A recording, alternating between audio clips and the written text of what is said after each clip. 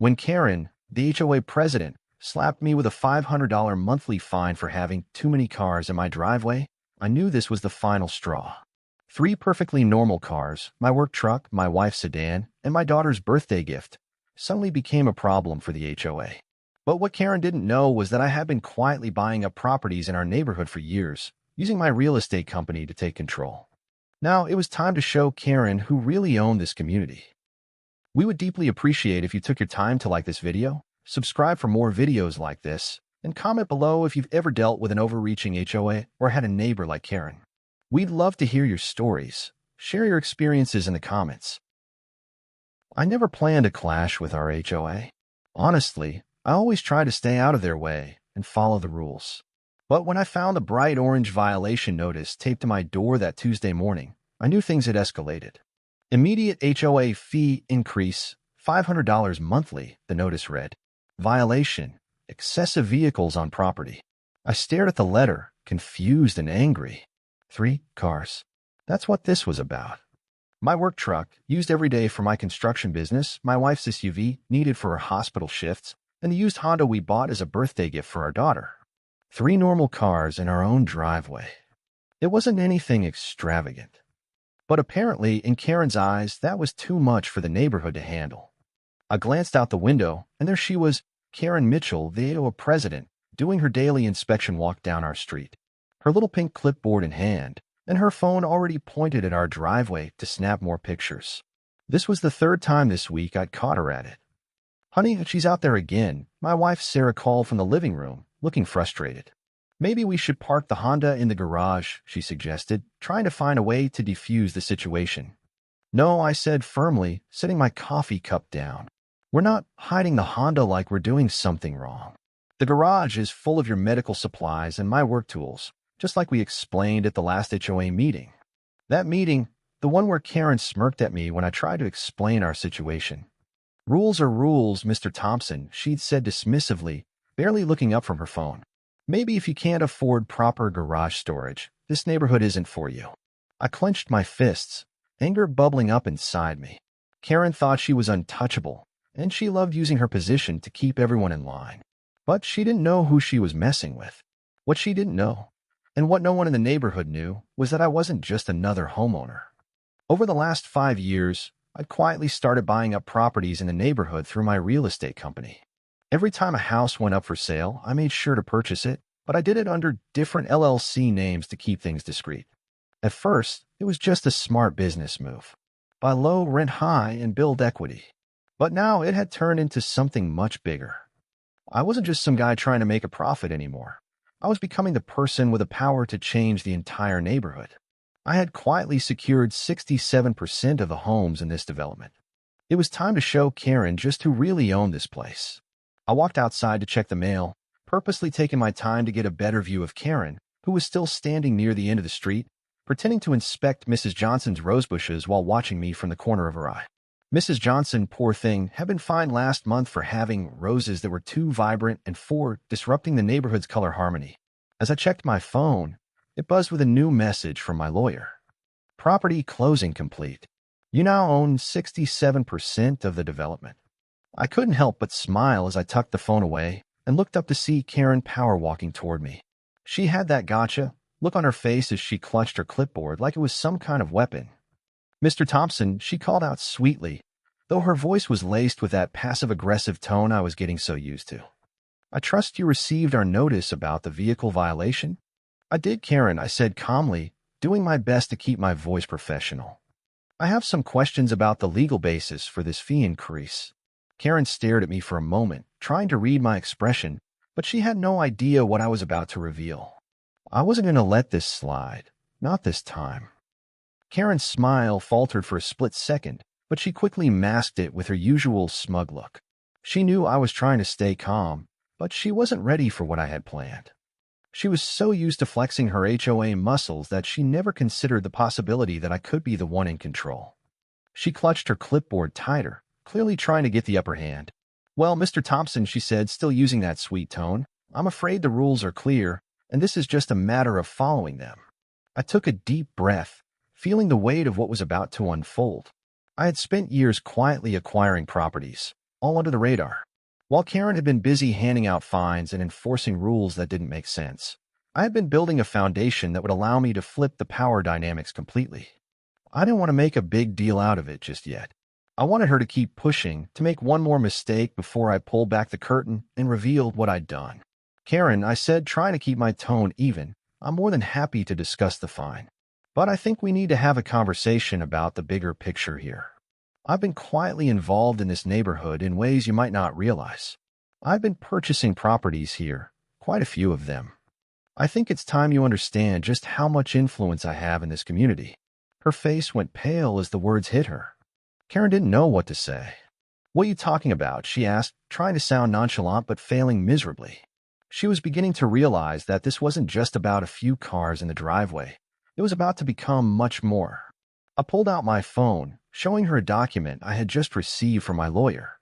This is the legal confirmation, I said, my voice steady. I now own 67% of the homes in this development. I have complete control of the neighborhood. For a moment, Karen didn't say anything. She just stood there, her mouth hanging open, clearly trying to process the bombshell I had just dropped on her. You what? She stammered. How could you afford to do that? You're just some construction guy.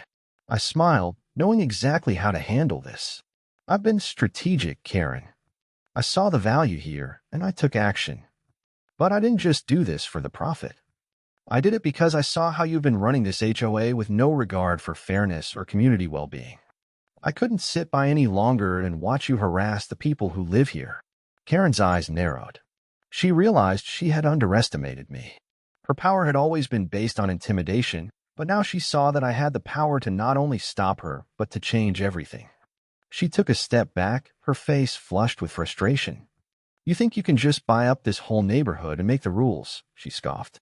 You can't just waltz in and take control like that. You're messing with the wrong person. I raised an eyebrow. I'm not trying to make the rules, Karen. I'm trying to make sure they're fair. The real question is, are you going to accept that your time as HOA president is over? At that moment, something inside me clicked. I knew I had her. She was rattled, and that was exactly what I wanted. She had spent years walking around with that clipboard, acting like she was the authority figure, but now it was time to take her down. I took one more look at the notice she had given me, crumpling it up in my hand. I'm not paying your fine, Karen. You've got a lot to answer for. She turned and walked away, but I knew this wasn't over. She wasn't going to give up without a fight, but now the game had changed. The neighborhood was mine. Karen had overplayed her hand, and I was ready to make my next move. Karen was visibly shaken, but I knew she wouldn't give up so easily. She was a woman used to wielding her power over the neighborhood, and she wasn't going to back down just because I had 67% of the properties. I could see her brain working, trying to figure out how to regain control. The next day, I received another notice from the HOA. But this time, it wasn't just about the vehicles in my driveway. No, Karen had escalated things. The notice was titled Formal Complaint and Legal Action, threatening a lawsuit if I didn't comply with the rules. This wasn't just about the fine anymore. This was about Karen trying to reassert her dominance. But Karen had underestimated my position. I wasn't going to back down either, and I knew exactly how to handle this. I sat down with my lawyer, a local expert in real estate law, to figure out how to use my control over the neighborhood to shift the power. Karen had been playing with fire, thinking she could intimidate people with fines and threats. She didn't realize that I had already begun the process of revamping the HOA. By the end of the week, we had scheduled a community meeting with every homeowner I could gather. I made sure to notify everyone of the upcoming session, promising transparency and open discussion about the future of the neighborhood. Karen had no idea what was about to hit her. As the meeting day arrived, I stood at the front of the community center, facing a room full of neighbors, people who had been oppressed by Karen's reign and now finally had a chance to speak out. I could tell they were eager for a change. I began by addressing the room, keeping my voice steady. Thank you all for coming, I said. We're here today because we've all been affected by the way things have been run. Karen and the HOA have used their power to impose unfair fines, restrict property rights, and divide this community. But that stops today. I paused, letting the room absorb what I was saying. People were nodding, exchanging glances. I could tell they were ready for a shift. I'm not here to destroy the HO, I continued, but it needs to be restructured. The way Karen has run things, using the HOA to control our lives and create fear, that ends now. I then revealed what Karen hadn't seen coming. I now had the power to change the entire HOA system. With the majority of the properties under my ownership, I had the ability to push through a vote to remove Karen from her position and reform the HOA's policies. Karen stormed into the meeting, her face red with anger, but the look on her face changed when she saw the crowd. She knew she was losing control. She started to speak, but I raised my hand, cutting her off. Karen, I said, this isn't about you anymore. It's about the community we all share. It's time for a change. She tried to argue, but the crowd was on my side. Neighbors began to voice their support for the changes I was proposing. They were tired of being bullied by Karen and the old system. After a tense few hours, the vote was finally called. Karen's fate was sealed.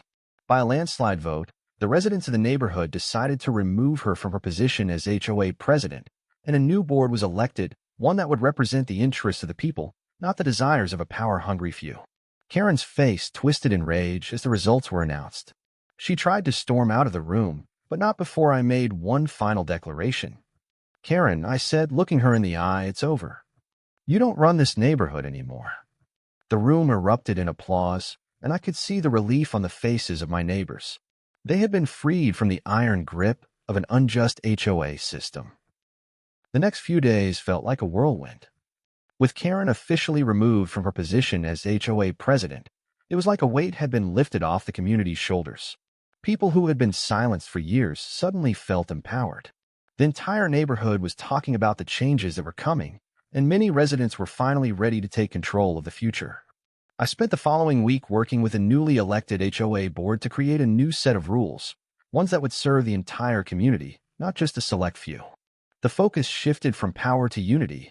We implemented policies that made the neighborhood more inclusive, allowed for freedom in property choices, and promoted fairness for everyone, from young families to older couples. But Karen wasn't going down without a fight. She had spent years cultivating an image of herself as the neighborhood's authority, and now she had lost everything. The first hint of trouble came when I received a cease and desist letter from Karen's lawyer, demanding that I stop spreading false information about her role in the HOA and its activities. The letter accused me of defamation and threatened legal action. Karen's need for control was still apparent. She couldn't stand to lose. I sat down with my lawyer again to discuss how we should handle this. She's trying to intimidate you, my lawyer said, but don't let her. You have the community behind you, and she can't undo what's been done. The next community meeting was the first one where we could really start discussing the new vision for our neighborhood without the shadow of Karen's influence hanging over us. People were excited to share their ideas, and the sense of freedom was palpable. During the meeting, I stood up to address the crowd. Karen's time is over. We've worked together to create something that works for everyone, not just the few who thought they could control us. The room cheered, and it felt like the community had taken its power back. But Karen wasn't done. In the days that followed, she began reaching out to other residents, trying to convince them that the new HOA board was unfair and that she was the only one who could protect the neighborhood's interests. She even tried to rally some of the old supporters from the previous HOA board to get back into power. But her influence was waning, and her tactics weren't working anymore. As I walked through the neighborhood, I saw families working together, improving their homes, and becoming more involved in community events. It was the kind of atmosphere I had always imagined, a place where people could live freely without the constant pressure of HOA fines and intimidation. It wasn't just about Karen being gone. It was about creating a neighborhood culture based on trust, mutual respect, and collaboration. One day, as I walked down the street, I passed Mrs. Johnson's house. She was standing in her yard, smiling as she tended to her now thriving garden of vibrant roses, the same roses that Karen had once labeled as a violation. I stopped and waved. "Looking good, Mrs. Johnson." She looked up, smiling. "Thank you. It's nice to feel like I can finally enjoy my own yard again." I couldn't help but smile back. This was the change I had hoped for. The neighborhood was thriving, not because of fear, but because of a sense of belonging and the power to shape our own community. And then, just when I thought things couldn't get better, Kate, my wife, reminded me of something I hadn't expected. You don't have to buy all these properties to fix things. You did the hard part. You stood up and made the change. Her words stayed with me. It wasn't about buying the neighborhood. It was about standing up for what was right, showing Karen and the others that no one was above the law and that the community was stronger when we all worked together. The new HOA board worked tirelessly to ensure that the system remained transparent and equitable. Karen had been just one part of a much larger issue, but we had overcome it, and the neighborhood had come out stronger. It had been months since Karen's fall from grace, but the ripples of her actions were still felt throughout the neighborhood. Karen had finally packed up and moved out, and though her departure marked the end of one chapter, the transformation of our community had only just begun. It felt like victory every time I walked down the street, seeing the neighborhood blooming with new energy. Families were meeting more often, organizing community events, and even creating new initiatives to better the neighborhood. The atmosphere was light, free from the stifling rules and petty fines that had once plagued us. But as much as I was grateful for the changes, there was still a part of me that had to wonder, was this all too much? Had I gone too far by taking control of the neighborhood in the first place? One evening, as I walked my dog down the block, I saw a familiar face standing on his porch, Mr. Davenport, a longtime neighbor who'd always kept to himself. He waved me over, and I walked toward him, curious about what he had to say. "Tom," he said, "I just wanted to thank you for what you've done here. This place is finally feeling like a real community again. For years, Karen kept us in the dark, and no one could speak out. But after what you did, we can finally make our voices heard." I nodded, feeling a warmth spread through me. This was the reason I did it, to make sure that everyone had the chance to live freely in their own homes, without the constant threat of intimidation from an HOA president who saw herself as the queen of the neighborhood. Weeks later, a huge community event was held, with food trucks, games, and music for all ages. It felt like a celebration of everything we had fought for. The entire neighborhood turned out, and as I looked around, I realized that we had finally built something that was worth protecting, a sense of belonging. As I stood at the front of the event, looking out at the smiling faces, I couldn't help but reflect on how far we had come. It wasn't about money or power, it was about standing up for what was right and making sure the community had a say in its own future. The new HOA had done its job of keeping everything fair, but the real victory lay in how we had united as a neighborhood. We had faced down someone who thought they could control us, and we had shown that together we were stronger than any one person's attempt to impose their will. Karen's reign had been a dark chapter in the community's history, but now it was a story we could all share, a story of empowerment and community. The lessons we learned weren't just about fighting back, it was about how to build something better. I walked back to my house, feeling at peace with everything I had done. The fight had been tough, but the result was worth it. And in the end, I realized that the true power wasn't in the properties I owned, it was in the strength of the community we had built together. And that's how we fought back, took control, and built a community that worked for all of us. Karen may have thought she had all the power, but we showed her that when you stand together, you can change the course of your future. Like, subscribe, and comment below if you've ever faced an overbearing HOA or a Karen trying to control your community. Share your experiences with us in the comments. Thanks for watching, and remember, never back down when you know you're right. Stand up for what's yours, and build the community you deserve.